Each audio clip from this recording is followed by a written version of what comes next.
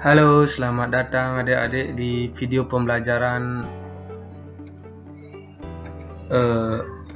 seni budaya SMP kelas 9 bab 1, yaitu seni lukis oleh saya sendiri, Bapak Komang Wiryadnyana. Di sini alur pembelajaran bab 1 seni lukis. Yang pertama, di sini kita akan belajar pengertian seni lukis, kemudian tujuan berkarya seni lukis, dan yang terakhir adalah memilih tema dalam berkarya seni lukis. Ini adalah contoh karya seni lukis sebelum kita belajar pengertian seni lukis. Langsung saja. Yang pertama adalah seni lukis merupakan salah satu cabang seni rupa dua dimensi. Seni lukis adalah sebuah pengembangan dari menggambar. Jadi itu pengertian dari seni lukis, merupakan cabang dari seni rupa, salah satu cabang dari seni rupa. Kemudian ada yang bertanya nanti, apa bedanya seni lukis dengan melukis, Pak?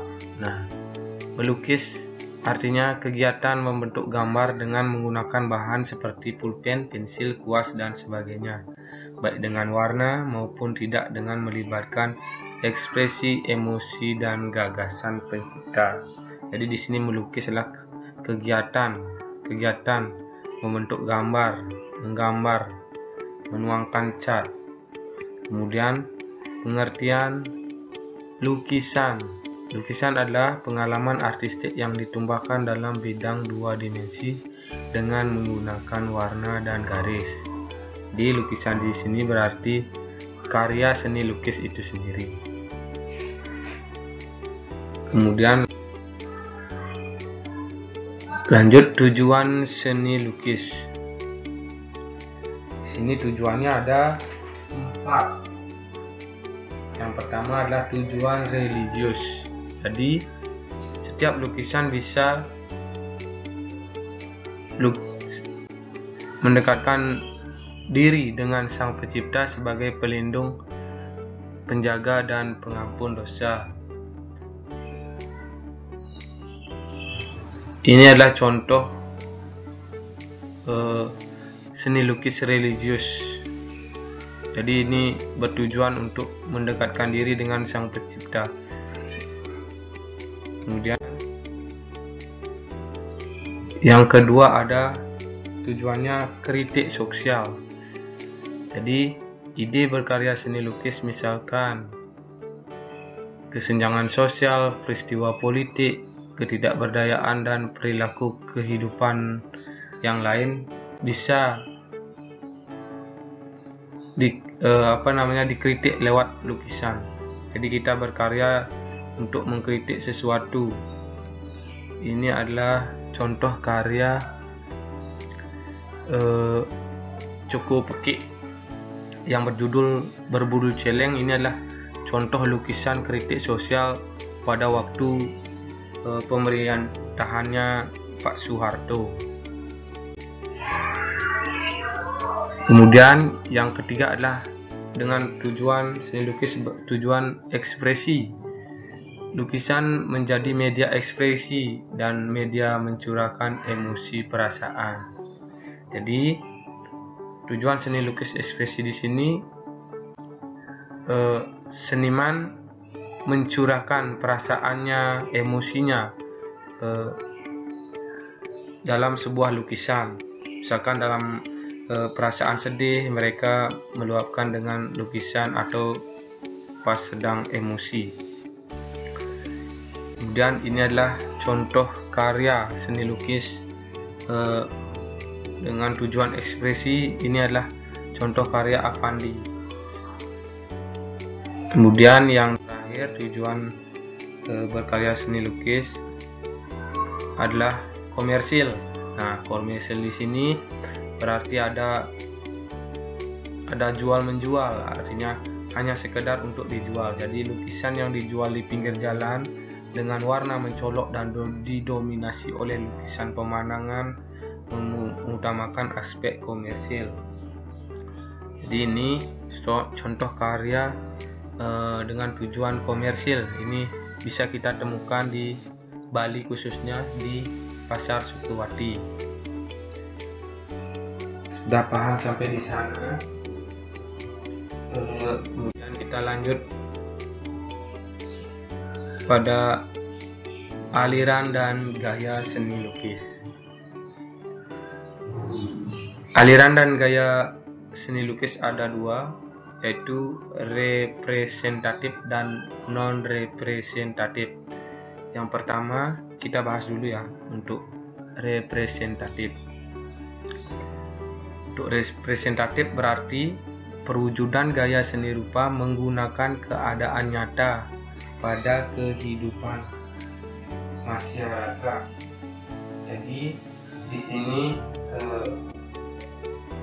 gaya alam dan kehidupan masyarakat, keadaan nyata kehidupan bermasyarakat dituangkan dalam bentuk lukisan.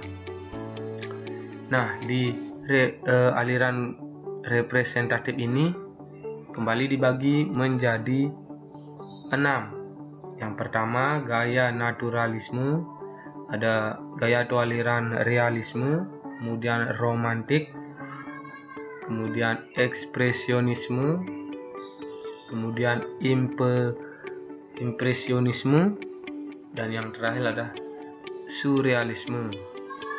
Kita bahas satu-satu ya di sini. Yang pertama adalah naturalisme. Aliran naturalisme pada lukisan, aliran seni rupa yang penggambarannya alami atau sesuai dengan keadaan alam, melukiskan segala sesuatu dengan alam nyata, sehingga perbandingan perspektif, tekstur atau warna dan gelap terang yang dibuat dengan teliti lebih indah dari kenyataannya. Nah, di sini berarti aliran naturalisme yaitu lukisan yang menggambarkan alam seperti sawah, pohon, artinya alam nyata. Jadi ini adalah contoh karya seni lukis yang beraliran naturalisme. Ini adalah salah satu karya dari Basuki Abdullah ya, seniman Indonesia, seniman lukis Indonesia, salah satu seniman Indonesia. Di sini dia menggambarkan gunung, persawahan, rumah, pohon. Jadi dia menggambarkan alam nyata, dibuat dengan teliti, lebih indah dari kenyataannya. Kemudian lanjut yang kedua, alirannya realisme. Pengertiannya aliran yang memandang dunia apa adanya tanpa menambah atau mengurangi objek penggambarannya sesuai kenyataan hidup. Nah, di sini berarti aliran realisme ini dia melukis apa adanya tanpa dengan menambah-nambahkan atau mengurangi objek yang dilihatnya. Penggambarannya pun sesuai dengan kenyataan hidup. Nah, ini adalah salah satu karya yang merupakan karya realisme. Ini adalah karya lukis salah satu seniman Indonesia, Cusin Setiadikara. Jadi di sini kalian bisa melihat bagaimana dia atau senimannya melukis dengan apa adanya, tanpa mengurangi objek atau menambahkan objek.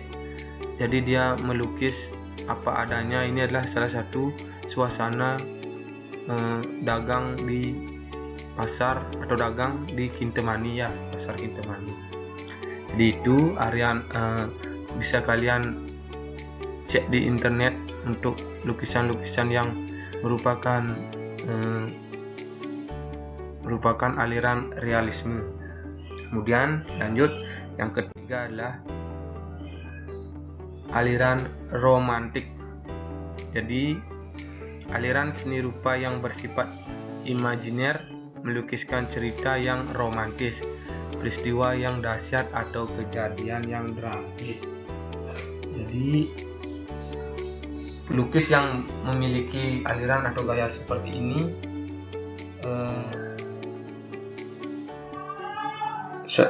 salah satu senimannya adalah Raden Saleh, Francisco Goya, dan Turner.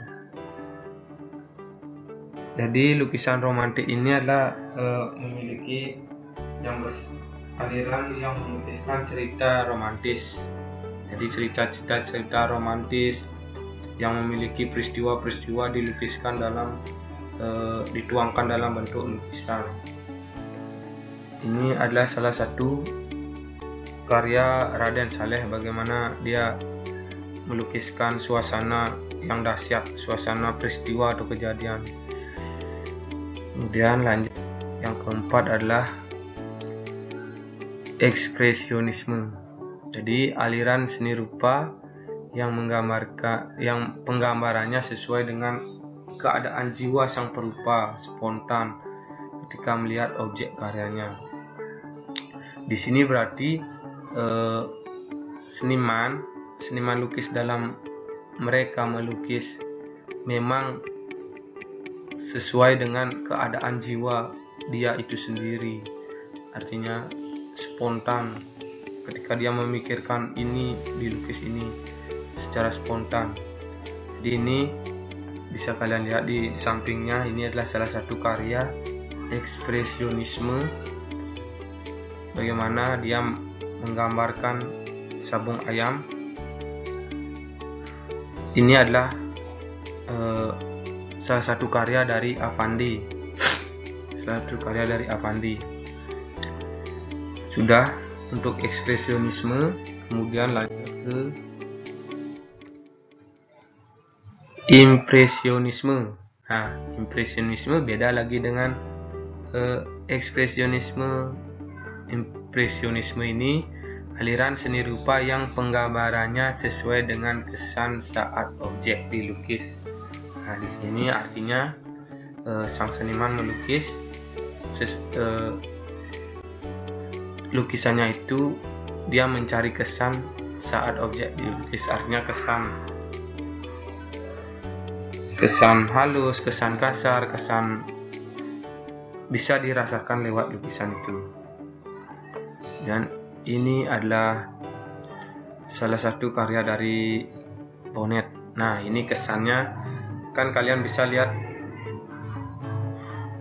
ini kesan pemandangan laut, bagaimana jernihnya laut sehingga bayangan dari pepohonan perahu bisa terlihat di lukisan itu. Kemudian yang terakhir adalah surrealisme. Nah, aliran ini beda lagi dengan impresionisme. Aliran seni lukis yang menggunakan bentuk dan warna seperti dalam mimpi. Pelukis mengembangkan daya khayalnya untuk menyampaikan pikiran dan perasaan melalui bentuk-bentuk karyanya. Nah, surrealisme ini pelukisnya dalam membuat suatu karya, mereka menyampaikan pikirannya seperti mimpi, dan mereka punya dunianya sendiri dan dicurahkan lewat lukisan. Nah, seperti sini, ini adalah salah satu karya dari Salvador Dali, seniman dunia. Jadi di sini untuk aliran surrealisme dia bisa melebih-lebihkan objek apa yang digambarnya. Nah, ini kalian bisa lihat jam dinding seperti meleleh. Dia bisa menggambarkan apa yang dia ingin lukiskan. Kemudian itu tadi untuk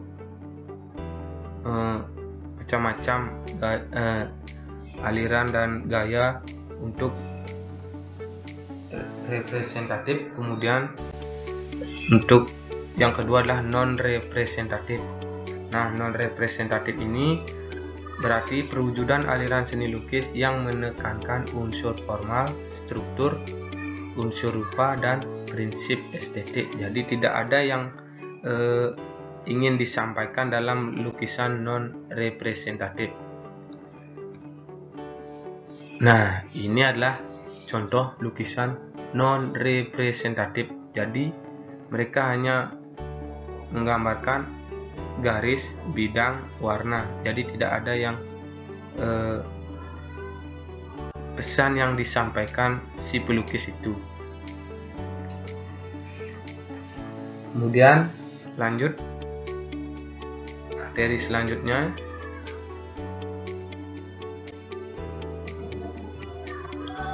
Yang ketiga adalah tema seni lukis. Nah, tema seni lukis di sini, setiap lukisan memiliki tema. Nah, di sini ada 5. Yang pertama, bisa kalian lihat di buku paket juga, tema seni lukis. Yang pertama adalah manusia dengan diri sendirinya, dengan dirinya sendiri.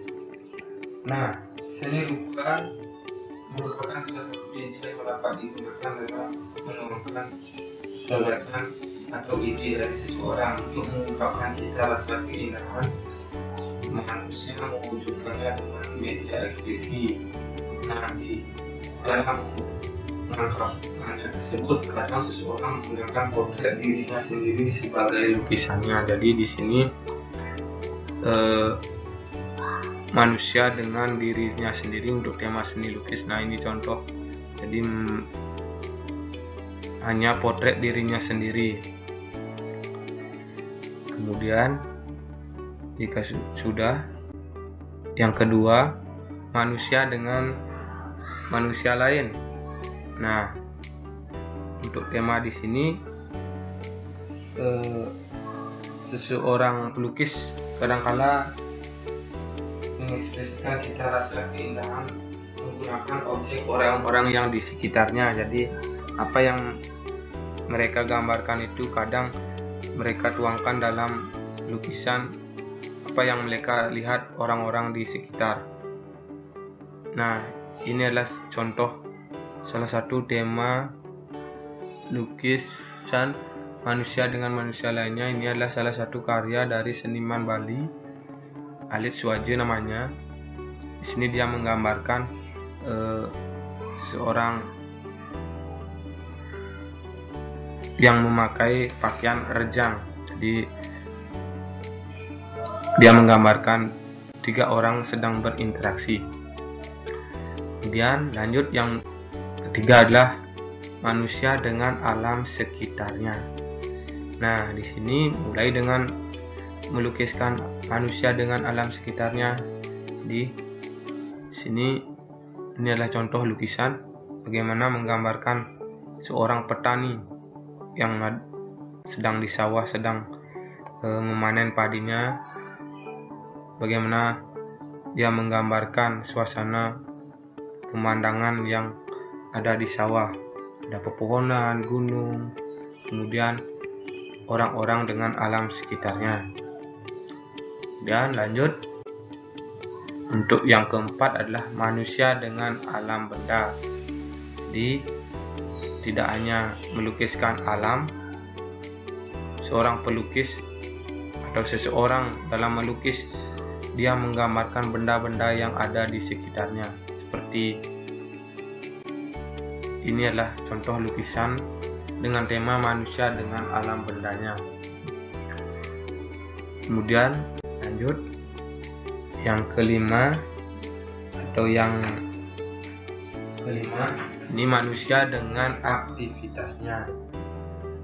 Nah, ini kembali lagi dengan lukisan yang tadi. Ini termasuk tema manusia dengan aktivitasnya, dan tema seni lukis dan aktivitas di pasar. Kalian bisa lihat. Kemudian yang terakhir adalah manusia dengan alam khayal. Jadi di sini berarti manusia dengan alam khayal, artinya sang pelukis itu berimajinasi yang mungkin orang lain tidak bisa jadi pelukisnya berimajinasi tanpa melihat objek. Nah, ini adalah salah satu contoh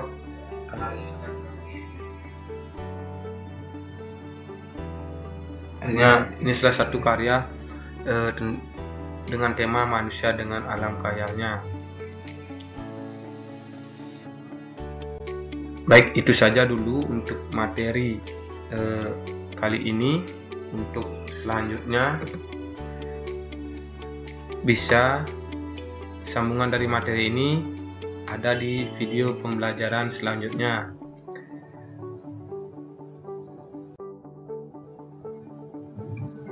Sekian dan terima kasih.